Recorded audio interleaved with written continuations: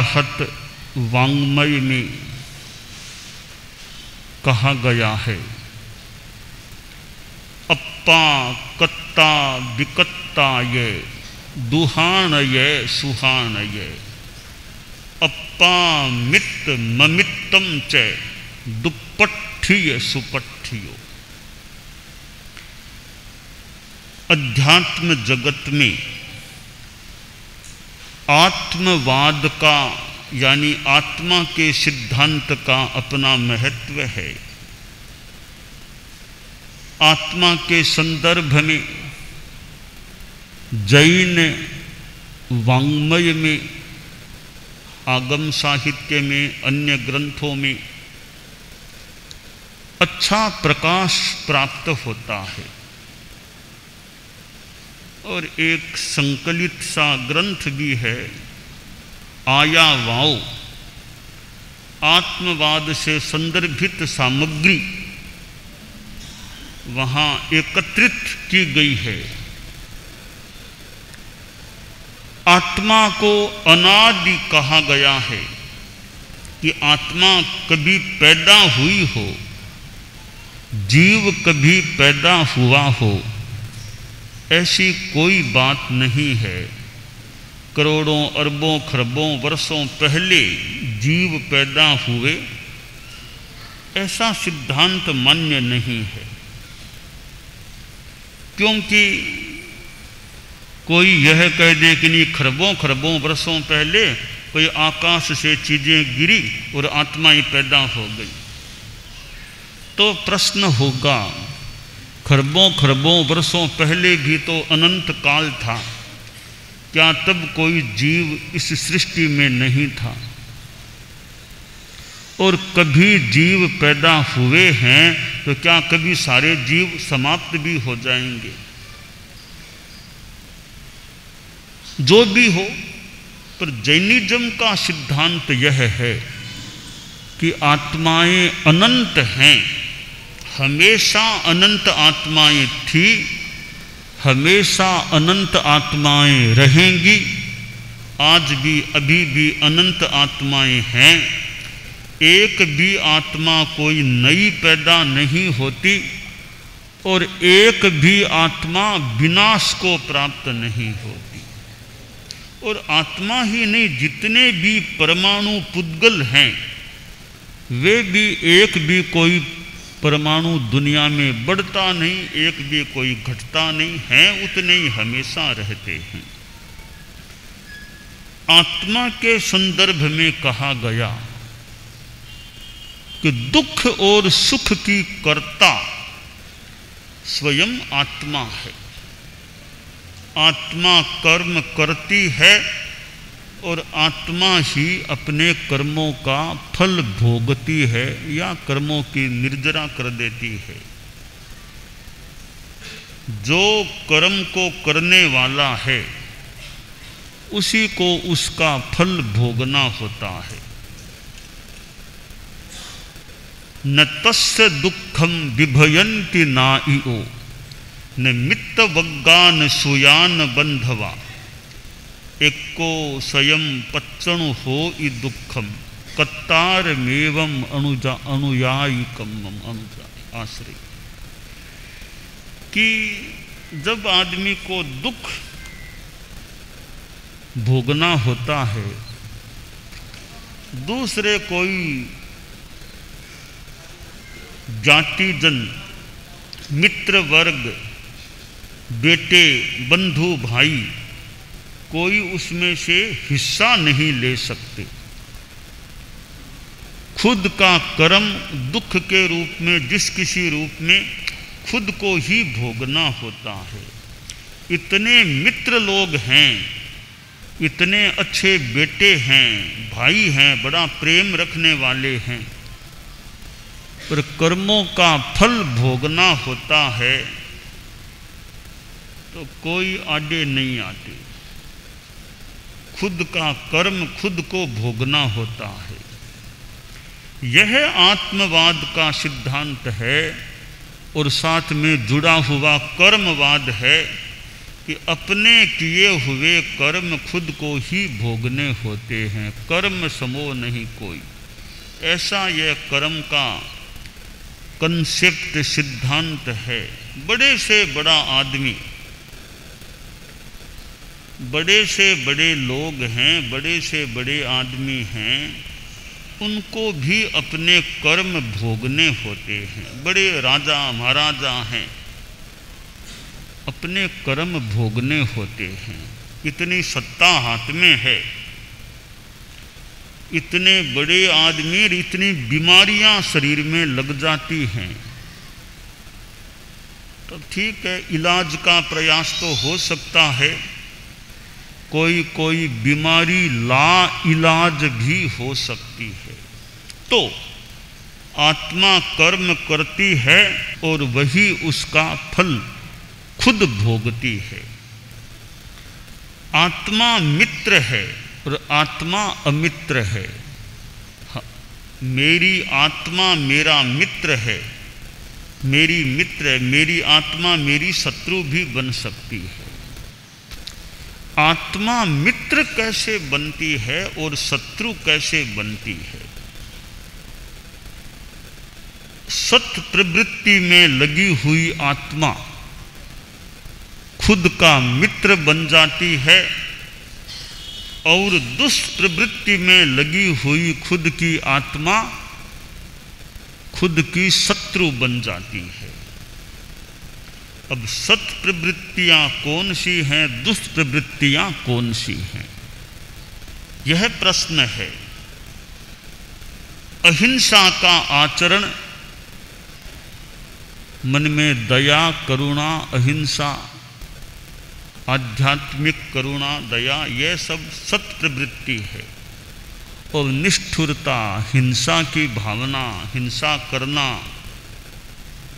दुर्भावना से किसी को मार देना, यह दुष्प्रवृत्ति हो जाती है।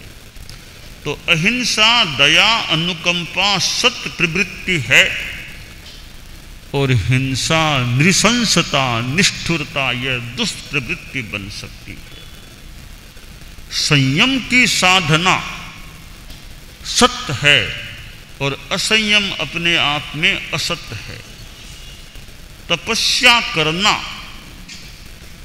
सत्य प्रवृत्ति है और आसक्ति पूर्ण भोग विलास ऐश आराम नशा आदि ये सब दुष्प्रवृत्तियां हो जाती हैं।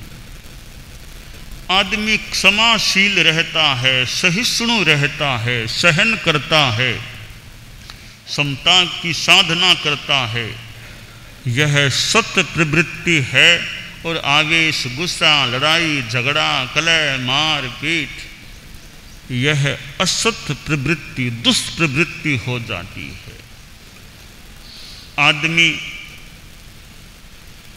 निरहंकारता का व्यवहार करता है, यह सत प्रवृत्ति है।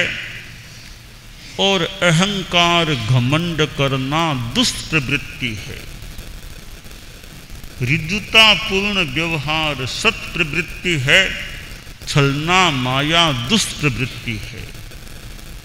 संतोष पूर्ण व्यवहार सत प्रवृत्ति है, लोभ लालच आसक्ति तृष्णा यह सब दुष्प्रवृत्ति का रूप है। धर्म करना सत प्रवृत्ति है और पाप करना असत प्रवृत्ति है। जो जो सत प्रवृत्तियां हैं उनको करने से आत्मा खुद की मित्र बन जाती है और जो जो दुष्प्रवृत्तियां हैं उनको करने से आत्मा खुद की शत्रु बन जाती है। तो हमारा प्रयास यह रहे कि हमारी अपने अपनी आत्मा हमारा मित्र बने, मित्र रहे, अमित्र या दुश्मन न बने। आप लोग गृहस्थ हैं, मान लें सन्यासी जो नहीं हैं गृहस्थ हैं। अब गारहस्थ में रहते हुए भी अपनी आत्मा को मित्र बनाने का प्रयास होना चाहिए, क्योंकि सारे कोई साधु बन जाएं यह तो कठिन बात है। आचार्य श्री तुलसी और आचार्य श्री महाप्रज्ञ जी तो बालावस्था में ही संत बन गए थे। आचार्य श्री तुलसी 12वें वर्ष में और आचार्य श्री महाप्रज्ञ जी जीवन के 11वें वर्ष में मुनि दीक्षा को स्वीकार कर चुके थे। और भी अनेक व्यक्ति बालावस्था में भी साधु बन जाते हैं। तो बालावस्था में साधु बनकर अंतिम श्वास तक संन्यास का निर्वहन कर लेना, बीच में छोड़ना नहीं, लंबा जीवन काल हो एकदम अखंड परिव्राजक, अखंड परिव्रज्या बने रहे, कहीं बीच में टूटे नहीं, यह एक अच्छी उपलब्धि हो सकती है। निर्मल संन्यास का जीवन पाल लेना। धागा टूट गया फिर गांठ दे ली तो बीच में गांठ तो हो गई ना। तो संन्यास का यह धागा बीच में टूटे नहीं, टूटता है तो ठीक है, गांठ लगानी पड़े, एकदम अखंड रहे, वो बहुत अखंड और निर्मल रहे, यह एक अच्छी बात हो सकती है। परंतु कोई आदमी साधुत्व को, संन्यास को ग्रहण करता है, बाकी तो गृहवास में अगार रूप में रहने वाले ज़्यादा होते हैं। तो खैर कोई खास बात नहीं, सबसे साधु बन जाना कठिन मान लें, तो गारहस्थ्य में रहते हुए कैसे आत्मा को ज़्यादा से ज़्यादा मित्र बनाने का प्रयास हो। जितना जीवन में त्याग, संयम, तपस्या, अच्छा व्यवहार, ईमानदारी का मनोभाव हो, आप लोग व्यापार करें, धंधा करें, लेन देन करें, तो गृहस्थों के तो रुपया पैसा लेन देन काम चलता है।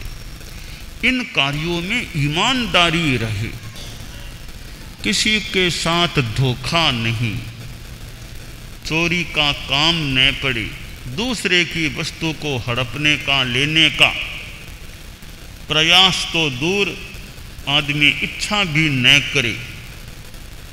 तो इस प्रकार ईमानदारी के प्रति एक लगाव हो, रुझान हो, यह अपनी आत्मा को मित्र बनाने का एक उपाय हो जाता है, हो सकता है। कि धोखा किसी को नहीं देना, झूठ, कपट, दाव, पेंच, छलना, वंचना, माया, मृषा, इनसे जितना संभव हो सके ज़्यादा से ज़्यादा बचने का प्रयास हो। कि किसी को कुछ कह दिया, फिर कभी बात को पलट दिया और कुछ कह दिया, पैसे के संदर्भ में और लेन देन में माल दिखाया कुछ था, दिया बाद में कुछ ही है, ऐसे मिलावट कर दी।